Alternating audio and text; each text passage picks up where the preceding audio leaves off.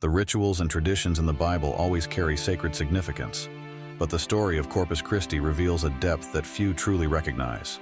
Have you ever wondered why the Corpus Christi celebration holds such a profound influence in the spiritual lives of millions of people worldwide? Join me as we uncover this fascinating story, exploring the origins, meaning, and significance of Corpus Christi in the Bible.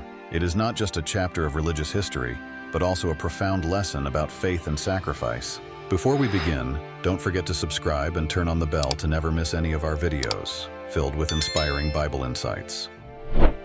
The tale unfolded in 1263, when Europe was divided by strong beliefs and harsh religious practices. In a northern Italian town, a priest named Peter was facing a profound crisis of faith.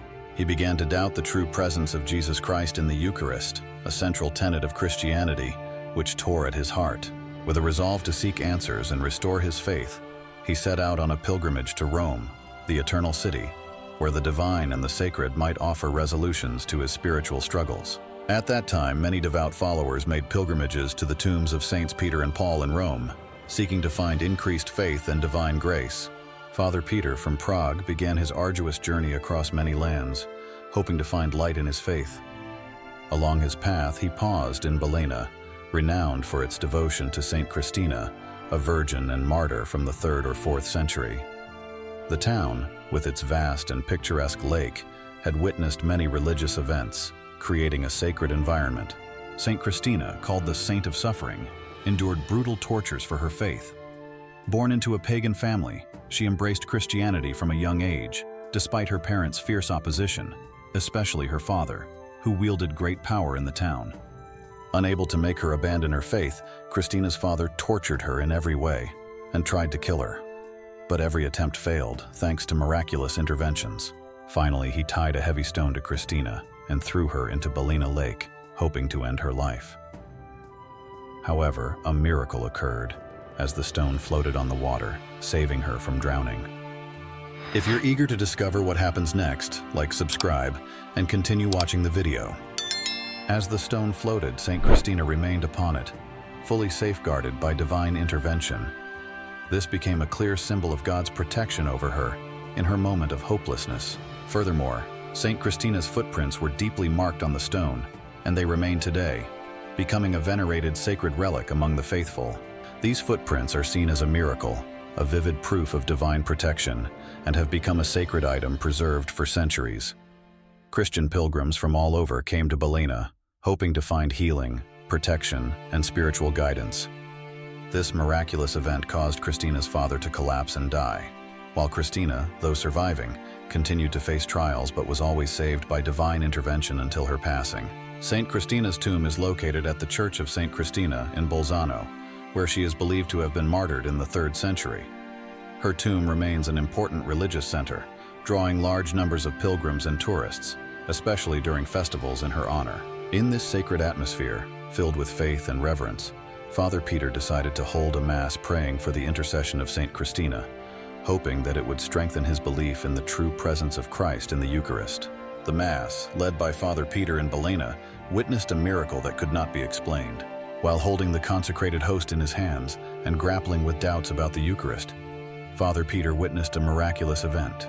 The host began to bleed, the blood from the bread staining his hands and the cloth on the altar, creating a miraculous moment that left all the faithful present astonished and filled with reverence. Father Peter, overwhelmed by a mix of powerful emotions, amazement, and spiritual relief, could not continue with the Mass.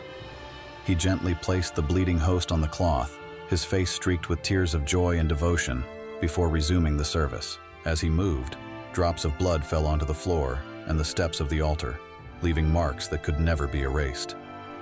These traces would be preserved as sacred relics, a lasting testament to the miracle they had witnessed.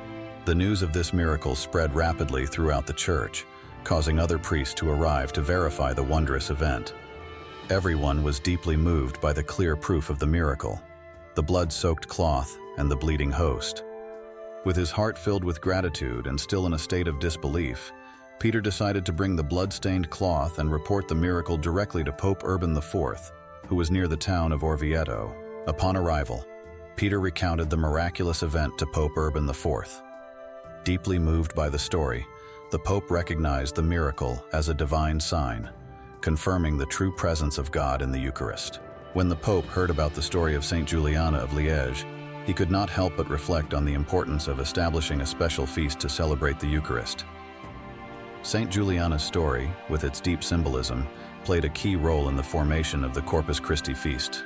In the early 13th century, Juliana, a 16-year-old nun, began to experience mystical visions that revealed the need for a separate feast to honor the Eucharist. In one vision, she saw a bright white disc, but there was a dark spot on one side. This strange image sparked her curiosity, and she spent many years in prayer to understand its meaning. After a long period of reflection, Juliana realized that the white disc symbolized the Church and its devotion to the Eucharist, while the dark spot represented the absence of a separate feast to honor this sacrament. Although the Feast of Corpus Christi was established to celebrate the Eucharist, it remained tied to the sorrow of the Passion of Christ. Juliana realized that Jesus desired a joyous and solemn feast solely dedicated to honoring the Eucharist. However, due to hesitation and fear, Juliana delayed for 20 years before finding the courage to share her visions with a trusted priest, Jacques Pantalon. He believed in the authenticity of the visions and encouraged her to spread her message. Yet time passed, and Juliana eventually passed away, with her visions seemingly forgotten for a long period. Many years later, Father Jacques Pantalon, the only one aware of Saint Juliana's visions, became Pope Urban IV. When hearing the miraculous story from Father Peter, Pope Urban IV was deeply moved and immediately recognized the importance of this miracle. Owing to his sharp spiritual intuition and the memories of the visions received by Saint Juliana of Liège, Saint Juliana had clearly predicted the need for a special feast to honor the Eucharist. The Pope realized that this miracle was not just a divine sign, but also a symbol of God's presence in the Eucharist, prompting him to act immediately. To verify the authenticity of the miracle, Pope Urban IV summoned a group of trusted theologians and experts, including St. Thomas Aquinas and St. Bonaventure. These men, renowned for their wisdom and holiness, were sent to Bolsena to investigate the event and examine the relics. St. Thomas Aquinas, St. Bonaventure, and other theologians meticulously examined the evidence, analyzing the blood-stained cloth, the bleeding stone, and collecting testimonies from the faithful who had witnessed the miracle. When the authenticity of the miracle was confirmed, the committee of theologians began preparing to return to Orvieto, bringing with them the precious relics, including the blood-stained cloth. The news of the miracle quickly spread, and as the committee left Bolsena, a large number of faithful, filled with emotion and reverence, followed them. The crowd continued to swell as they moved toward Orvieto, with people from surrounding villages and towns joining the procession. As the procession neared Orvieto, Pope Urban IV was informed of the successful verification of the miracle and the arrival of the miraculous relics. He decided to go out and meet the procession. The Pope, accompanied by priests and high-ranking church figures, descended from his ceremonial vehicle as the faithful and theologians neared the bridge. As the procession reached the bridge, the atmosphere turned solemn and emotionally charged. Pope Urban IV, in his papal robes, knelt in worship before the Eucharist, manifested through sacred relics.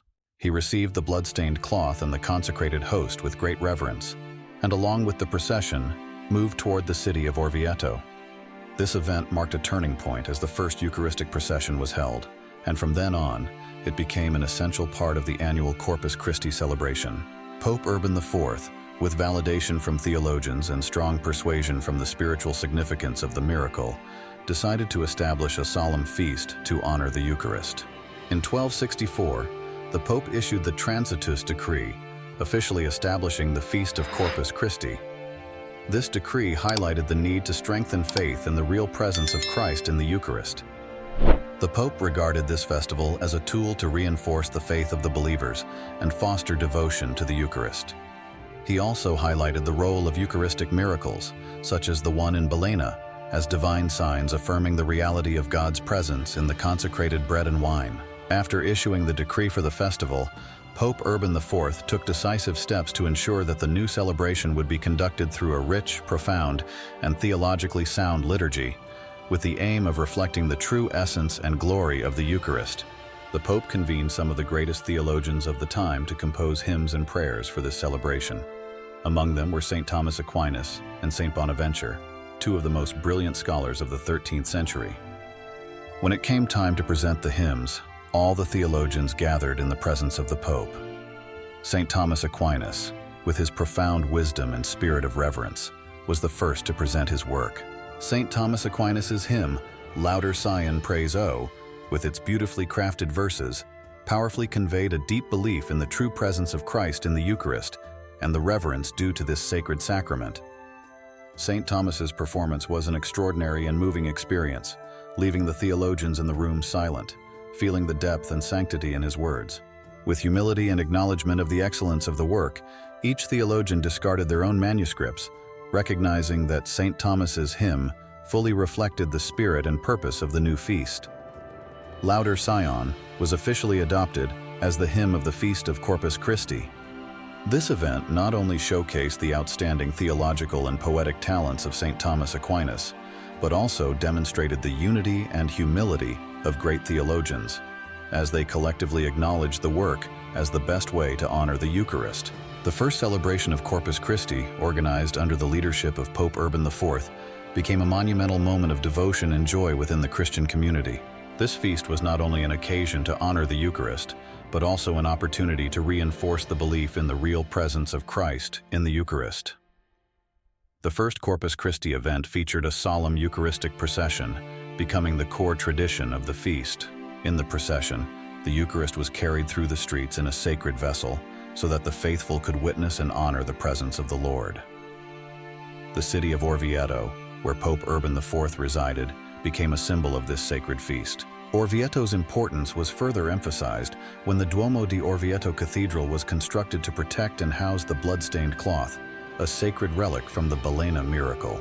This cathedral, with its stunning Italian Gothic architecture, began construction in 1290, shortly after the establishment of the Corpus Christi feast. With its ornate facade and impressive interior, Duomo di Orvieto became an enduring symbol of devotion to the Eucharist.